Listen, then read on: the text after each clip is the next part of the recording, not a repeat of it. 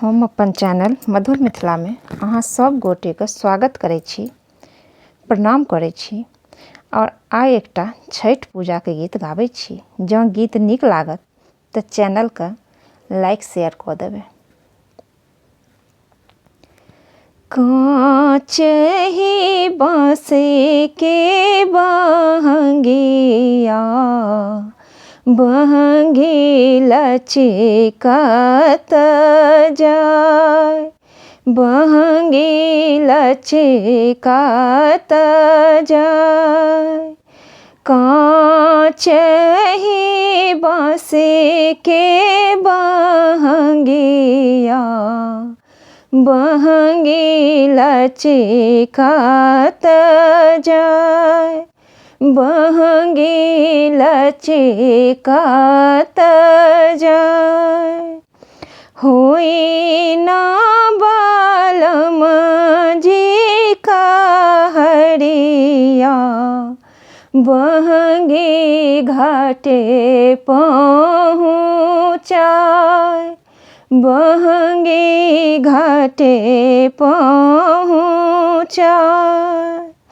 काँचहि बाँस के बहंगिया बहंगी लचकत जाय, बहंगी लचकत जाय। बाट जे पूछेला बाटोहिया बहंगी के करा के जाय, बहंगी के करा के जाय। तू तो आन्हर हो बेरे बटोहिया बहंगी छठी मैया के जाय, बहंगी छठी मैया के जाय। तू तो आन्हरे हो बेरे बटोहिया बहंगी छठी मैया के जाय, बहंगी छठी मैया के जाय। ओहरे जे बाड़ी छठी मैया बहंगी उने का के जाय, बहंगी उने का के जाय। काँचहि बाँस के बहंगिया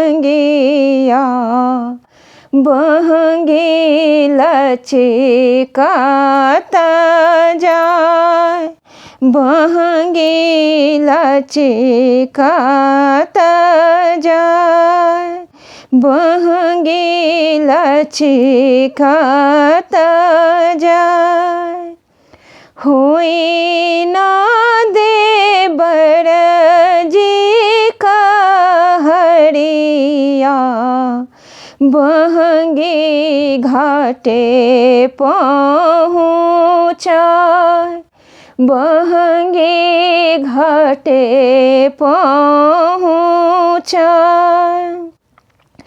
उहाँ बेजे बाड़ी छठी मैया बहंगी के